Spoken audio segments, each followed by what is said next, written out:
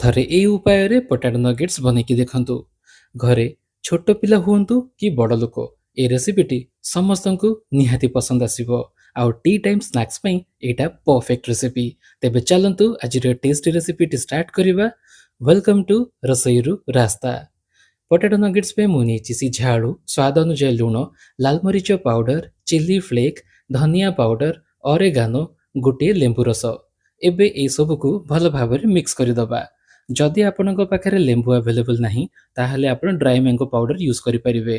ଦେଖନ୍ତୁ ଏଇଭଳି ଭାବରେ ହାତରେ ମ୍ୟାଶ୍ କରି ଭଲ ଭାବରେ ମିକ୍ସ କରିନେବା। ଏବେ ଏଥିରେ ଦରକାରୀ ମାତ୍ରାରେ ମଇଦା, କର୍ଣ୍ଣଫ୍ଲାୱାର, ବ୍ରେଡ୍ କ୍ରମ୍ ପାଉଡରକୁ ଆଡ୍ କରିବା। ଏବେ ଏସବୁକୁ ଭଲ ଭାବରେ ମିକ୍ସ କରି ଗୋଟିଏ ଡୋ ବନେଇ ନେବା। ଆଉ ହଁ, ଏହି ରେସିପିର ଇନଗ୍ରେଡିଏଣ୍ଟ ଲିଷ୍ଟ ଆପଣମାନେ ଡେସ୍କ୍ରିପସନ୍ ବକ୍ସରେ ପାଇପାରିବେ। ଏବେ ଗୋଟିଏ ସ୍ମଲ୍ ବଲ୍ ସାଇଜ୍ର ଡୋଟି ହାତରେ ନେବା ଆଉ ତାକୁ ଏଇଭଳି ଭାବରେ ରୋଲ୍ କରି ସିଲିଣ୍ଡର ସେପ୍ ଦେଇଦେବା।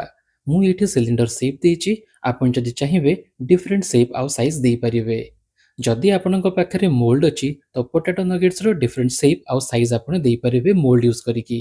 ଦେଖନ୍ତୁ ଏଇଠି ମୋର ସିଲିଣ୍ଡର ସେପ୍ର ପଟାଟୋ ନଗେଟ୍ସ ରେଡି ହେଇଗଲା।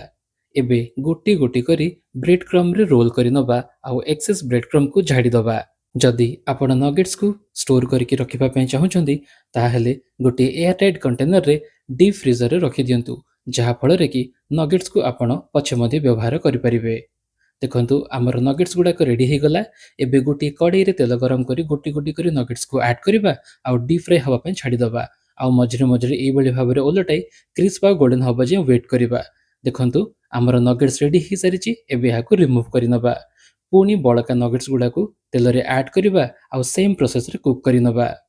ତାପରେ ରିମୁଭ୍ କରି ତାକୁ ଗରମା ଗରମ ସର୍ଭ କରିନେବା। ହୋପ୍ ୟୁ ଗାଇସ୍ ଆପଣମାନଙ୍କୁ ରେସିପିଟି ପସନ୍ଦ ଆସିଥିବ। ଯଦି ପସନ୍ଦ ଆସିଥାଏ then do like, share and subscribe. ପୁଣି ଦେଖା ହେବ ଆଉ ଗୋଟିଏ ମଜାଦାର ଆଉ ଟେଷ୍ଟି ରେସିପି ସହିତ। ସେହି ପର୍ଯ୍ୟନ୍ତ ଷ୍ଟେ ସେଫ୍, ଷ୍ଟେ ହେଲ୍ଦି।